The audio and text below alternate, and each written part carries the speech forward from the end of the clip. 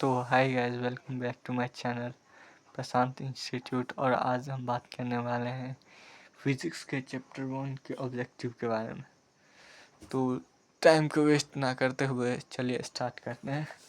तो यहाँ पर पहला क्वेश्चन क्या है कि समतल दर्पण द्वारा बना प्रतिबिंब होता है। तो समतल दर्पण द्वारा बनी प्रतिबिंब होता है काल्पनिक। ऐसा होता है काल्पनिक।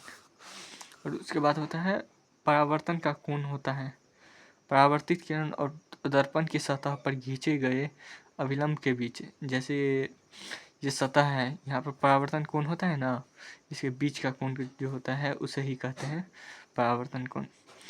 और प्रकाश के परावर्तन के कितने नियम हैं? ये बहुत वीवीआई क्वेश्चन है। प्रकाश के परावर्तन के 2 नियम होते हैं। चौथा क्वेश्चन है हमारे निम्नलिखित में से किस दर्पण द्वारा किसी वस्तु का वास्तविक प्रतिबिंब मिल सकता है? तो अवतल दर्पण द्वारा वास्तविक प्रतिबिंब बनता है, क्योंकि जैसे कि ये दर्पण हो गया, ऐसे होता है, यहाँ पर सभी किरणें जो है एक जगह मिलती है, इसीलिए वास्तविक प्रतिबिंब इससे बनता है।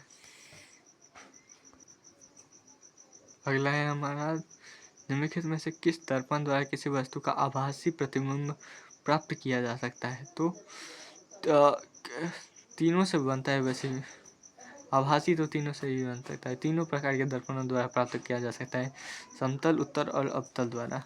अगला है हमारा वस्तु से छोटा आभासी प्रतिबिंब इनमें से किस दर्पण द्वारा प्राप्त होता है? तो उत्तल दर्पण से प्राप्त होता है वस्तु का छोटा।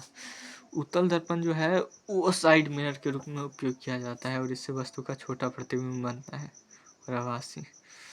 अगला है हमारा निम्नलिखित में से किसके द्वारा एक बिंदु स्रोत से समांतर किरणपुंज मिल सकता है?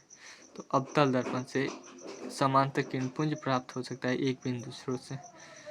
कहाँ पर स्थित वस्तु का प्रतिबिंब अवतल दर्पण के फोकस पर बनता है? तो अनंत पर जब रखेंगे ना वस्तु को, तो अनंत पर रखेंगे तो अवतल दर्पण के फोकस पर बनता है इसका प्रतिबिंब। और अगला है हमारा अवतल दर्पण की फोकस दूरी, उसकी वक्रता त्रिज्या की होती है, आधी होती है, F बराबर R/2 से। अगला है हमारा एक अवतल दर्पण में वस्तु की स्थिति फोकस और ध्रुव के बीच हो तो प्राप्त प्रतिबिंब होगा, तो होगा आभासी और बड़ा होगा। अगला है हमारा किसी अवतल दर्पण द्वारा आभासी, सीधा और आवर्धित प्रतिबिंब तब बनता है जब वस्तु की स्थिति होती है दर्पण के ध्रुव और उसके फोकस के बीच होगा, तभी होगा। मोटर गाड़ी के चालक के सामने लगा होता है उत्तल दर्पण लगा होता है साइड मिरर के रूप में। उत्तल दर्पण का द्वारा बना प्रतिबिंब होता है, पहले ही हमने पढ़ा था कि वास्तविक और सीधा होता है। और उत्तल दर्पण द्वारा बना प्रतिबिंब होता है हमेशा सीधा होता है। उत्तल दर्पण से जो बना होता है प्रतिबिंब वो सीधा होता है। और दाढ़ी बनाने में उपयोग किया जाता है अवतल दर्पण का। ये बहुत वीवीआई क्वेश्चन है। दाढ़ी बनाने में, सौर भट्टी में, इस सब में अवतल दर्पण का उपयोग होता है। अगला है हमारा एक दर्पण से किसी भी दूरी पर रखी गई वस्तु को सीधा प्रतिबिंब भी प्राप्त होता है। दर्पण हो सकता है समतल और उत्तल दर्पण से। संबंध F बराबर R/2 का सत्य है उत्तल दर्पण तथा अवतल दर्पण दोनों प्रकार के दर्पणों के लिए। F बराबर R/2 जो प्रयोग होता है वो दोनों प्रकार के दर्पण के लिए उपयोग किया जाता है। दूसरे अगला हमारा बोल रहा है, ये चित्र वाला क्वेश्चन है, तो इसमें बेसिकली ये देख सकते हैं कि जब वक्रता केंद्र से गुजारा जाता है तो वो उसी दिशा में लौट जाती है। इसमें क्या करना।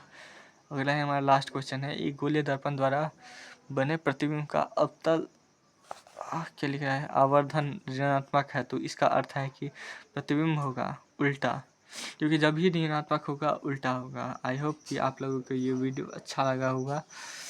और ये सिर्फ चैप्टर 1 के लिए है था, जो कि BSCV के लिए पढ़ते हैं उसके लिए चैप्टर 1 के लिए था ये।